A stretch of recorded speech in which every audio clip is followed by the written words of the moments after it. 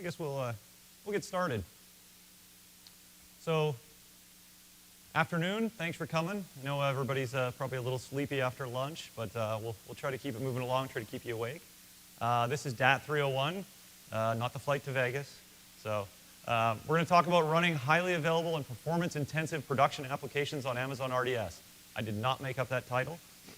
I'll just let you know right away, because that's a little wordy for me. My name's Grant McAllister. I'm a senior principal engineer with the database group in AWS. I'm an actual engineer. I help build, or I help my guys build stuff. And I'm very happy today to have Brennan-Saeta from Coursera. He's going to come and talk after me about his experience with RDS. So let's jump right in. So why are we talking about high availability and scalability in the same talk? Well, I actually think they're really closely related topics, and they're actually, they actually are almost the same thing. When you start off a business, and let's say I got a little hardware business that I'm doing, I build a database, right? And off the bat, the database isn't really doing anything. As I start selling some stuff, my database keeps getting busier and busier. And as my business grows, at some point, hey, look, my database is red hot. It's not even working correctly anymore, right? It's browning out, it's having problems. Still available for some definition, right? But really, it's down. For all intents and purposes, it's not working. So therefore, your business is down. So you can see right away that although scalability isn't availability, it's really tightly coupled, right? Now you can fix this. You can just go get a bigger box, right? That's what we normally do on-premise or in AWS. And this works for a while. But as your business continues to grow, it's either going to get super hot again, or you're going to figure out, like, maybe I'll need to partition some stuff out, move some things around, shard, add databases. So now you've got a lot of databases running for that business. Now, if any one of those goes down, guess what? Your business might be down again, right? So as you scale, it's really important to concentrate on your availability as well and to improve your availability, because it actually becomes more challenging the bigger your business and the bigger your application gets. So let's get right into how RDS can help you with high availability and disaster recovery. So the first thing that we do is we have an option called multi-AZ. And this is our sort of way to get you high availability for reads and writes. So we have 9 regions across the world. And in each of those regions, we have 2 or more availability zones. And I've got 2 here that I'm showing. They're called AZ1 and AZ2, but those are just fake names. And you typically set up your application and your database in just one of them to get started, right? It's okay. It works pretty well. It's going to be pretty available. But if there's a problem, you really want to have your data replicated to a second place, right? To a second availability zone. And to make sure your application's highly available, for best practice, we always tell people, you want your application running there, or at least be able to spin up really quickly, right? What we do as part of multi-AZ is we do physical synchronous replication between the primary and secondary. The reason why that's important, physical, because that means it'll keep up, it can scale. Unlike logical that's usually single-threaded, physical can, you can scale that database up huge, your replication's going to keep up. Synchronous is super important. That means when you enter a commit, it's going to go to both places, and it's not going to return to you until it's there on both places. So you know that that's durable in 2 places, right? What it allows us to do is if the primary fails, we can easily promote the secondary to become the primary, right? And your data's there because it's been committed on both places. But you'll notice the application there, it's still pointing to the wrong place, right? How does it know how to connect? Well, we do this through DNS. So depending on whether you're in regular or VPC, it's either a CNAME or an A record, and it's basically how you point at the primary. But of course, we need to actually tell DNS about this change, right? So we do a primary update when we do a failover. One of the things the team's been working on really hard this year is to make this a lot faster. This was taking a couple of minutes in most of our regions. We're in the middle of the rollout right now where we're getting this down to less than a minute, and it makes failover much faster. So once we do that primary update, guess what? Our application's now pointing at the primary. We didn't have to do anything, right? There was no reconfiguration. And the nice thing with RDS is it doesn't matter whether it's just the second, it's just a host failure or a big problem in an AZ. Either way, you're covered, you're still available, it all works, right?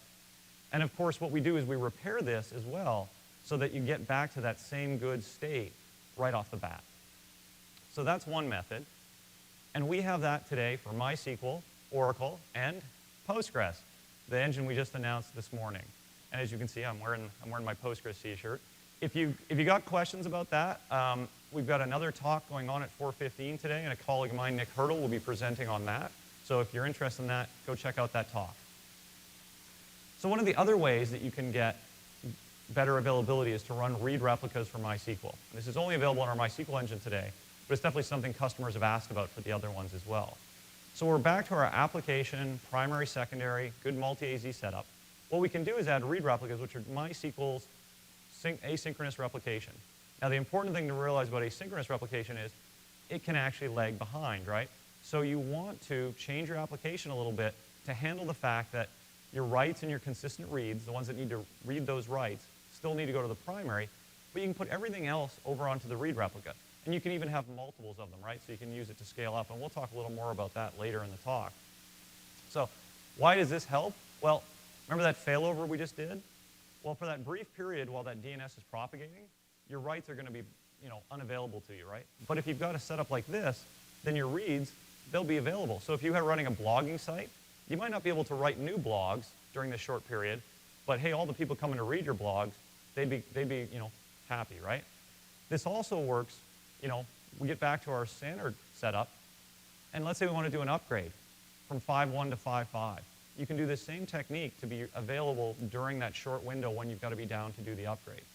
And of course, if you need to upgrade a read replica, because you can have many of them, you don't have a problem with unavailability for reads as well. So this is a really good technique a lot of people use to, to get more availability as well. One of the things that we just released in the last little while is replicas of replicas. So why is this useful? Well, when you're going to go do a logical failover where you want to promote a replica, we basically make this easier. So if you go make your replica writable, so that you can go, let's say, alter a table, change an index, do whatever you want to do, you can do that, but now you can actually go build replicas on top of that replica. And why do you want to do this? Well, because when you do the promotion of that replica, guess what? Now you have replicas right away. You don't have to rebuild them or do anything. So it makes the transition, if you're going to do a logical failover, much faster. And of course, guess what? You can make that multi-AZ. You're back into your same state. You never had to be without a replica in that case. So this is a really nice addition that we did just recently.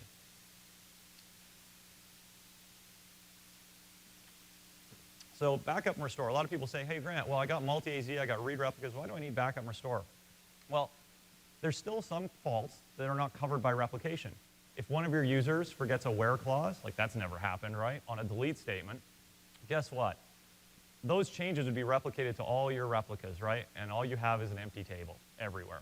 This is where backup and restore comes in really critical. You want to be able to restore to that second right before that person did that work and be able to get back up and available, right? So how do we help in RDS? Well, what we do is when you generate logs, we ship those to S3. So it's every 5 minutes or as often as you generate them, depends on each engine. And so you're not going to lose more than that amount of data. You'll be able to restore basically any point, any second. So we do that all day long, every time you're generating logs. And then at night, during your backup window, which you specify, we take a copy of your database and put it in S3, right? So that's really critical because now we have the logs in the database and we can restore, like I said, to any point. And you can pick a retention of the default, which is 1 day, all the way up to 35 days. So, you've got a huge window of where you could restore to.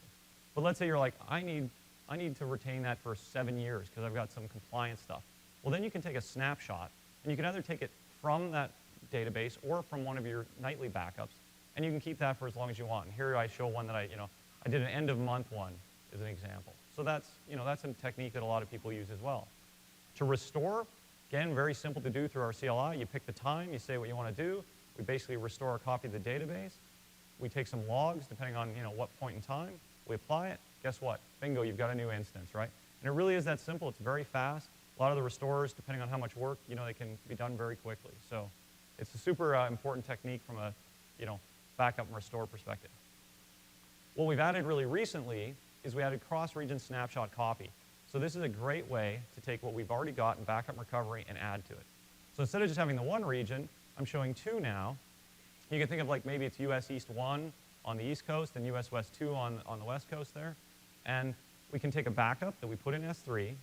And once you have that backup, you can go to the other region and say, I would like to copy that backup to this region. And now you've got that data in two places. You can think of it as for DR or for other purposes.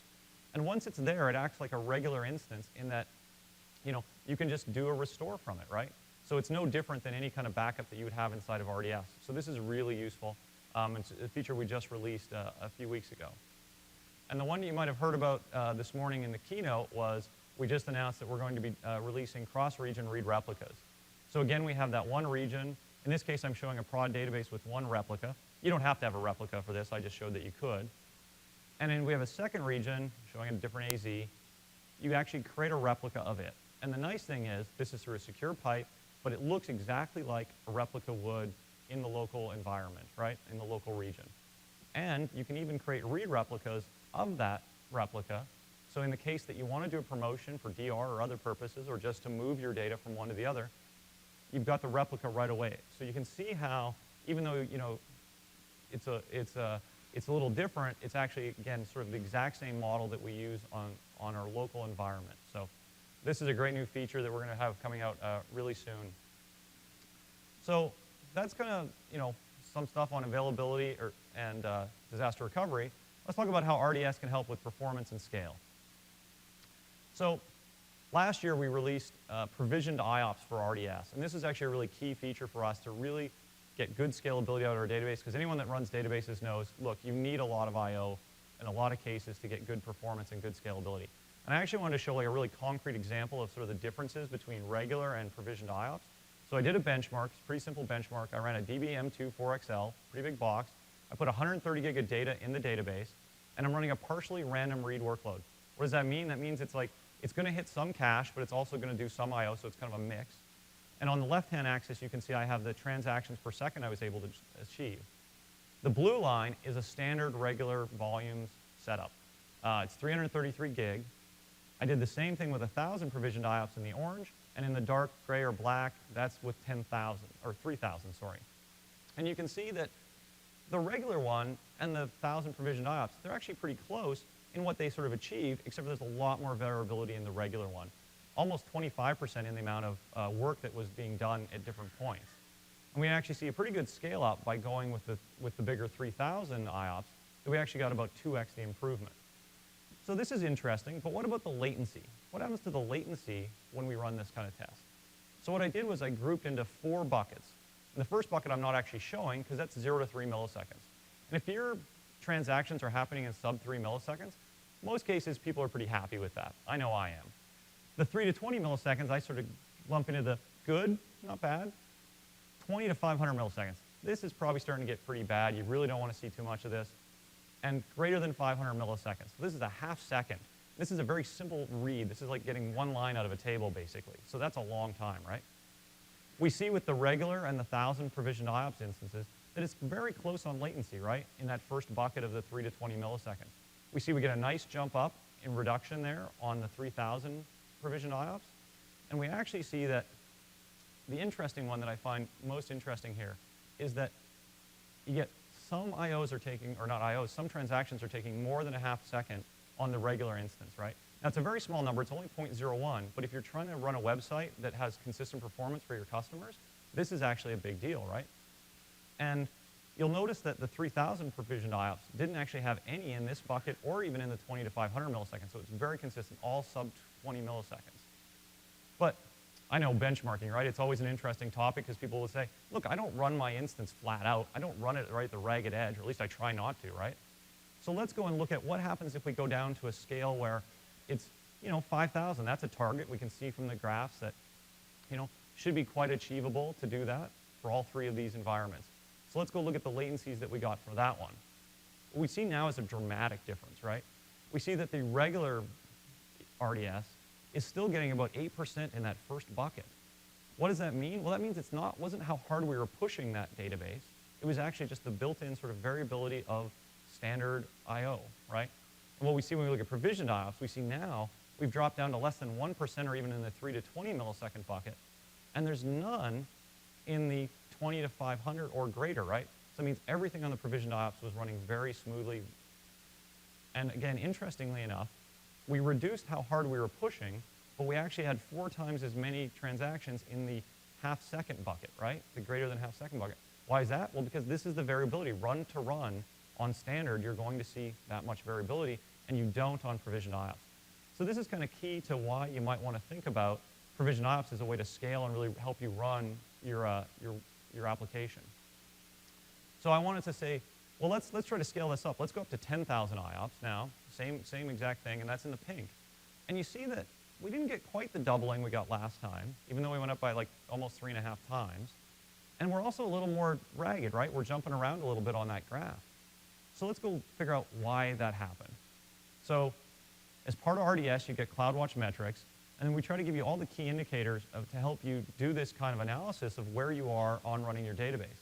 And in this graph, I hope you can see it, it's in the orange, we have the CPU on the left, and on the blue, we have the reads per second that we were doing to the I/O subsystem. So, hey, we're only at 80% on CPU, so we weren't at the limit there, right? And we're only at about 6,000 on IOPS, and we said we wanted 10,000, so why aren't we going faster, right? Well, we keep looking through the metrics, and guess what? We look at the throughput metric for reads. And what does it show us? It shows us that we're at about 100 megabytes per second. Or if you're a network guy, that's a gigabit, right? And guess what? For a DB M24XL, that's basically the limit on what we can talk to EBS at. So we're hitting that limit with this box. So it's just important to know what your different limits are so that you can figure out where you are on scale. Which kind of leads me into when you think about what knobs you can turn to really get around bottlenecks and how you can scale, you really have these three main items in RDS. You have the instance class, where you go anywhere from a micro, which is great because it's part of our free tier, all the way up to a CR1 8 extra large, which is a mammoth box. From less than 1 gigabyte of RAM all the way up to a quarter terabyte. And I think like quarter terabyte, it's 244 gig, but I always like to say quarter terabyte because it sounds larger. And for a guy that started with databases back in the day when very large database meant 1 gigabyte on disk, running a machine that has almost a quarter terabyte of RAM is just a lot of fun. So you also can choose IOPS. So again, you can pick the regular standard stuff, or you can go provision, which you can go anywhere from 1,000 to 30,000 today. And you can pick storage anywhere from 5 gigabytes, and this depends a little bit on each engine for regular, or 100 gig to all the way to 3 terabytes for provisioned IOPS. Well, what's kind of interesting is the relationships of some of these things. Like the DB instance class actually has different amounts of memory per ECU that you can have, anywhere from 1.7 all the way to 2.8. So if you need more RAM, more CPU, you can actually pick and choose the instance types, right? For IOPS, we allow a range of anywhere from 3:1 to 10:1 on the ratio of IOPS and gigabytes. So we actually allow you to dial in and get the right amount there and not have to get too much of either. And the one that's actually usually not really that evident is throughput. Is actually a combination of the instance class as well as the IOPS. So if you pick something that's an EBS optimized instance class, and I list the 4 of them there today, and you pick provisioned IOPS, then you're going to get a half a gigabit to EBS dedicated on the small box there, and on the other 3, you're going to get a full gigabit. So this really helps you get that consistency again to get around some of the limits. If you go with a CR1 8 extra large, it's not EBS optimized, but it has a 10 gigabit pipe, so you get a lot more bandwidth than you do on the other environments. And of course, if you're just running regular I/O or in one of the non-optimized type, then you're in a shared environment where it's going to be a little more variable. And of course, around all of this is how does your database engine that you pick behave with these things? If you have different block sizes for different engine types. So MySQL is 16K, the other 3 engines are all 8K as their default block size. So what that means is if you have a gigabit, how many I/Os you can do is dependent upon what that block size is. Now, the other thing you want to think about is what kind of utilization of resources does your engine use? Some are better at using more RAM, less RAM, more CPUs, more threads. And so you just want to think about that when you're looking at scalability. So to make this a little more concrete, I actually wanted to run another benchmark. So this time, instead of just doing read, we made a read-write benchmark. And the slides say it's a 90-10 workload. I apologize, it's actually a 95-5 workload. I noticed this really late when I was doing editing. So we took the exact same run of 130 gig data, but instead of varying the IOPS this time, we stick with 10,000 and we vary the instance class. So I started this run and I did it on the brown one there with the DB M1 large. And we get, not quite 6,000 transactions per second. It's pretty good for a small box. And you'll notice that the CPU is still at 85%, so we haven't hit a max there. The reads per second is not 10,000, and neither is it with the writes, so we know we're not a limit there. But we do see the read megabytes per second is at 52. So again, we've hit a network limit here by pushing real hard, and this size of box only has the half gig a bit to EBS. So that's the limit we hit on this one. So So let's scale it up to an M1 extra large. What we see is we got more than double, and part of this is because we have a little more RAM, and we can push a little harder, right? Nice is that we hit 100% CPU on this one, so we're actually getting very good value for our money at the moment. But our reads per second are still only at 6,800. We haven't hit 10,000. And the reason is, again, that we're hitting a network limit of 104 megabytes per second. So you can see how, depending on how you're pushing, you're going to hit different limits. And I will say that, like, remember that the network is full duplex, so you can both do, like, even though I'm hitting reads, if I was pushing writes harder, I could also get 140 megabytes per second on writes. So you could actually do a full 10,000 here if you needed to. So let's scale it up to a DB M2 4 extra large. So this is quite a big box. It's got over 60 gig of RAM in it. So it's going to do a lot better on caching. We get a much bigger number, 42,000 transactions per second, right? We'll see that CPU is getting a little hot. It's at 95%. You probably wouldn't get much more out of this anyway. We can see that the reads per second is at 6,800 and the writes is at 2,600. So we're actually almost at the 10,000 IOPS that we ordered. So we're getting pretty close there. And our reads are again capped out at 104 because this box again has 1 gigabit for network throughput. So it shows you how, as you go along, you hit different limits. So then I said, well, let's fire up the big guy. Let's fire up the CR18 extra large. And it was kind of surprising. You'd expect a big number here. That's what the normal benchmarks would do. It's not, right? I got 47,000. Kind of a disappointment, right? I only got another 5,000 transactions out of it. Well, why did I do that? CPU's at 40%. Obviously not. That's not a problem. And the interesting one is, hey, look, reads per second is 0, right? Wait, what's going on there? Well, it has 244 gig of RAM. I have 130 gig of data. Guess what? Totally fits in RAM, right? It's a great use case for how to save on I/O, right? As long as you're willing to buy a really big box with a lot of RAM, which for some use cases is great, right? We'll see that the writes is still pretty low. So why are we at this? Why are we, only getting this? Well, as it turns out, this is a very simple benchmark, right? And I didn't do any tuning at all, and so we're hitting some limits inside of MySQL. And of course, we could probably get around that, but I'm a busy guy. I got presentations to do. I got conferences to go to. I don't have time to do that. So instead, what I did was say, how can I use some of the other facilities in RDS to help me scale? So go back to the read replica case, right? Because we're on a 95% read perspective, why not let's use the read replicas to help offload some of that? So we were doing 46,000 transactions per second to one primary. So let's split that up, right? Let's put 3 M2 4 extra larges, put all the reads to it, and let's scale this up by 3x just to see where we get to, right? And so I did that because I had to actually dial the benchmark to actually make it fair. And so this is what we got in the end.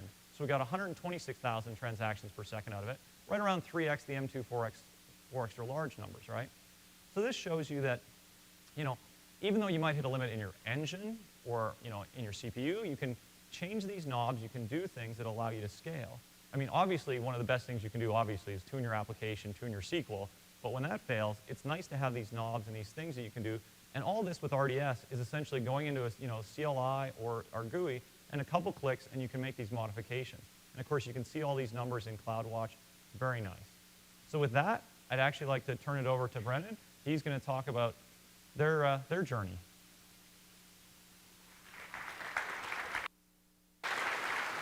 Thanks. Hello, welcome. So my name is Brennan, and I'd like to talk to you today about our journey with Amazon RDS. I'd like to talk about some things we've learned and maybe some war stories if we have some time. So first of all, who is Coursera? What is Coursera? Coursera is a startup. We're 19 months old. We're based in Mountain View, California. What do? We partner with schools and universities around the world, and we help these schools bring their best courses online. In fact, we make them available for free. We have over 5 million Courserians, 5 million students. I checked yesterday, and we were almost 5.5 million. We have over 500 different courses, ranging from equine nutrition to reactive programming in Scala, a course I'm currently taking. We have over 107 partners. Some examples include Stanford, Yale, Princeton, the London School of Economics. We have a broad global footprint. These courses are in a MOOC format, massive open online course. We have over 100,000, sometimes even over 200,000 students enrolled in a single course. So we have moderate scale, at least. So who am I? I'm on the infrastructure team. So Coursera as a company is about 60 people at this point. About half of them are engineering. Each of the engineering teams have a mascot. Team Dragon is the infrastructure team, so we've got the Brennan-Saeta up here. The infrastructure team, up until a few months ago, was really only 2 engineers. And we're able to handle and manage the site that we had thanks to RDS. And I'd like to talk to you a little bit about how we did that. My Twitter nonsense is up here, as well as my homepage, where I every once in a while blog about what we're up to. So let's talk about, to understand RDS and how we use it, we have to talk about our journey as we've grown up. So to begin, we start with baby Coursera. Baby Coursera started out from modest, humble beginnings, as you'd expect. We were a PHP web application, the typical startup dream coming out of grad students. We had web servers, we have an ELB, and we have a database, and the typical architecture that you'd expect. Now let's talk about where we are today. So although it looks a little bit different, we have a lot of things that are the same. So let's start with the differences. So we've gone a little bit more complex. We've actually migrated to a service-oriented architecture. So you can see all the yellow boxes are services in our service-oriented architecture, and we've moved to this for reasons of high availability, for performance, for reuse. We want to enable developers to push out new services and new features without blocking on each other in a reliable fashion, and that's been really helpful. Further, everything, although you don't notice it here, everything is an auto-scaling group. Everything runs in 3 availability zones at minimum and can easily scale up and down as traffic increases and decreases. In fact, during the day, we run sometimes 4 times the number of instances on certain tiers than we do at night when we scale things down. It's been a huge boon in reliability and availability. You'll hear this mantra repeated over and over at this conference. This is the standard architecture that you must adopt or you will go down. And that's worked very well for us. Things that are the same. The important things that I want to call out, we continue to use Amazon Elastic Load Balancers at the front end. And most importantly, we continue to use Amazon RDS to power almost all of our data storage within AWS.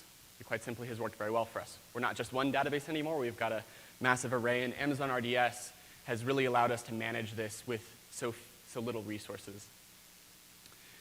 I want to abstract things out from that complex picture. That entire picture can really be simplified to this, and that is you have your users that connect to your website through a load balancing solution. Many are available. ELB is the typical one in Amazon. You have a stateless web tier, and really the service-oriented architecture is composed of stateless web servers, stateless web services. They really all compress down to a stateless web tier. And finally, you've got your database. As you scale, as you come under load, to be honest, everything breaks. Everything from your SSL certificates, DNS will go down. Everything is going to break. But the things that are the most painful, the things that are hardest to resolve, the things that are hardest to recover from is the database. And why is that? ELBs can scale to roughly to huge amounts of traffic. Your stateless web tier, it's supposed to be stateless, so you can just add more instances and you can handle any problems with that. If you have a problem with a code deployment, you can get the tooling and get stuff working reasonably quickly. The database, though, is the hardest to recover from. Most importantly, the hardest thing to deal with, the hardest thing to scale, is the IOPS. There are a few tools that you can use to help with this, and Amazon RDS really makes it a lot easier to manage PIOPS and the like. I'd really like to talk about a little bit more about what we do. So first of all, even though I've said that every website, every service looks the same, they actually are all different. You have different read-write ratios, you've got different load, you've got different working set sizes, the amount of hot data that's routinely being accessed. And so really every app is different. You've got to use a bunch of different techniques. And we've already talked about them, and I'm sure you're all familiar with them. Buy a bigger database, scaling up. It's a valid solution for a while. You can also use read replicas, as Grant talked about earlier. And finally, you can shard or partition your data. Coursera uses all 3 techniques, and we've been able to survive so far. So before we get to that, I want to talk about why we chose Amazon RDS in the beginning. We chose Amazon RDS because it was based on MySQL. MySQL is a familiar tool, it's easy to work with. We chose Amazon RDS because we thought we'd need Amazon automatic backups and point-in-time restores. We thought we'd need the ability to just click to scale. We had no idea when we initially launched. We had no idea what was going to happen. We had no idea how quickly we were going to grow. Finally, we wanted the ability to create read replicas to also handle performance and scale out and be very reliable. We wanted multi-availability zone in order to manage outages and availability. We want to stay up. Our students care very much about the courses they're taking. We want to be there for them. So now that we've grown from a baby to, well, we haven't grown up. We're maybe like a teenager at this point. How are we doing? So MySQL is a proven persistence engine for us. It has within a single node, it's been very, very reliable. Amazon RDS, the automatic backups and the point-in-time restores have been clutch. We would not be able, we would have, in a startup, you have lots of things going on, as Grant alluded to. Someone forgets a where clause in a delete statement, or perhaps some instructor accidentally clicks the delete course button. These things happen all the time, and these have really saved us. It's been amazing. The ability to click to scale and click to add or read replica. There's a funny story there that maybe we'll get time to in the war story section later. Absolutely has saved our bacon. It has absolutely performed for us. We wanted multi-availability zone, and that's a really, really hard problem. And although I give Grant a hard time on this, they're doing a really good job. There have been times where it hasn't worked, but the recent AZ outage that we had in US East a few months ago, we actually, all our databases did fail over correctly, and we continued to operate. So it's something that's getting better. It's failed for us in the past, but it's something that's absolutely getting better and something that we're putting a lot more faith in. Actually, before I go on, I wanted to say one thing that really isn't present in this slide, though, that really underpins it all. The infrastructure team, up until a few months ago, was only 2 full-time engineers, and we're able to manage a massive complexity. We have a lot of things under our purview. We handle the development environment. We handle security. We handle scaling. We handle testing. We handle a broad number of things to make Coursera operate, and we've only been able to do this thanks to the automation and the tooling that Amazon RDS provides and that Grant and his team are building for us. Quite simply wouldn't be possible. They make it so much easier to run and maintain a database, especially within AWS, and that's just been really wonderful. So Charles Dickens, he got it wrong. He said it was the best of times, it was the worst of times. Actually, it should be the other way. We started with the worst of times. We've now gotten actually to the best of times. Things have gotten a lot more stable. We've figured a lot of things out, and I'd like to share some of those lessons that we've learned with you guys so that hopefully you can learn from our pain and don't have to go through the same sort of suffering. So Grant alluded to this before, and I'm sure you can hear this mantra over and over and over at this conference. I won't belabor it too much. Use provisioned IOPS, although it's spelled provision, pronounce it production. If you're in production and you're achieving any reasonable scale, you need to be using PIOPS. You can see people have talked about the latency spikes that you'll see. We saw latency go from single-digit milliseconds to multiple seconds for our EBS writes. It's just not possible to run a website at scale. Enough about that. The second lesson that we learned is we learned which metrics do we need to watch in order to make sure our database is up and running and healthy. And so we learned that the most important metric for us is the EBS write latency. EBS write latency is the single best indicator as to whether we're up or whether we're down. The second and third most important metrics are CPU utilization, and finally the write operations that we're putting on our database. The sub-lesson that we learned from this, however, is that you need to make this information available to the people who are running your platform and your infrastructure. You're not going to go into the AWS console and go to the RDS pane and look at it. You're certainly not going to go into the CloudWatch one and go out of your way if you need to try and figure out what's going on. Make this available. Here you can see on the left, we use Datadog, and they make it really easy to create these screen boards to see what's going on. And finally, on the right, we see this is a screenshot from our custom in-house tool that we wrote for deployment. We bring this information make it available right next to the deployment tools so that as you're deploying, you see what's going on and you can deal with any issues that arise. That's been incredibly important, has vastly increased our reliability. Now we moved from a PHP and actually a Python web application to a service-oriented architecture. In the process, we moved from to actually JVM-based services, Scala, if you want to be specific, but really JVM-based services. We use connection pools. Connection pools will blow the water out of any setup where you're creating a new connection to the database for every single request. Blow it out of the water. That said, initially it was very unreliable. We had lots of problems with our connection pools. And the fundamental reason is that the network is hostile within AWS. If you're in, through no fault of Amazon alone, when you're in your own colocation or your own data center, there's only a few switches, a few racks in between your application servers and your database servers. There's simply less going on. When you're within AWS, you're going across availability zones, you've got network virtualization, you've got security groups. There's simply so much more going on, VPC if you're in VPC. There's so much more going on that it's just not going to be the same as when you're operating in your same, when you're talking to a server that's right next to you in the rack. So what did we learn? We learned that we need to crank down and tweak the connection pool settings. So you want to adjust things like the connection idle time. You want to adjust things like the connection max age, and you want to have frequent pings to go from your app servers to your database servers. Adjust things for the connection max age time, something like maybe an hour. Ping your database every minute or so to make sure that the connection is still live and recycle the bad connections that are simply dead at this point. Further, we found that not all connection pools are equal. We've tested a couple database connection pools. C3PO, that's why he's up here, worked very well for us. Some other ones did not. Didn't handle connections dropping in certain cases in certain environments. C3PO has worked very well for us. One thing I want to caution you against, this is sort of the sub-lesson of this third lesson, is you can't tune too aggressively. What do I mean by that? The first connection from a brand new instance to your database will incur about a 3-second penalty.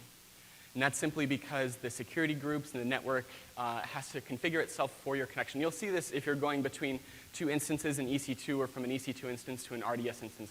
That first connection will incur this penalty. Further subsequent connections will be fine. Just something to watch out for. Make sure you don't tune too aggressively or you're never going to get your first connection open. Now, there's plenty of war stories that we can go into, and we can have questions in a moment. I want to briefly run over these 4 things to watch out for. Watch out for opaque ORMs. So Grant actually was talking about how you can saturate the network bandwidth on RDS. We have experienced that, and we were part of the reason why you can now see network bandwidth. I won't claim full responsibility for using network bandwidth in the AWS console, but we're at least partially responsible. Watch out for UTF-8 if you're going an international website. If you're internationalizing or dealing with characters, know the difference between MySQL's default UTF-8 and real UTF-8. There's a difference in the number of bytes allocated. We ran into plenty of fun with that. Know that snapshots and performance do not mix. So I actually have a graph again from our internal monitoring and deployment tool where you can see our nightly backups and what the effect it has on our write latency. We go from single-digit milliseconds to almost 0.2 of a second. Just something to watch out for, especially as you adjust and deal with your website. Finally, practice failover. Make sure your connection pools will reconnect. Make sure you're not caching DNS entries and re-resolving them appropriately. Otherwise, you're obviously not going to succeed very well when you fail over. The only way you're going to guarantee this is going to work, practice. And Amazon RDS makes it really easy. You just click fail over my database, and you can make it happen. Do this in a test environment, or if you're feeling excited, do it in your production environment. With that, I'd like to open it up for questions. A few things before I do. Coursera, we're growing, we're hiring. Please join us if you're interested. Feel free to contact me, the obligatory plea for engineers. Further, please also fill out the questionnaire. We'd like feedback on this topic so we can, and this talk so we can give you more information. Grant will come back up here. Please ask your questions. I see at least one microphone. Please ask your questions in the microphone or remind us to repeat the question so that it can be preserved for the record. Thank you.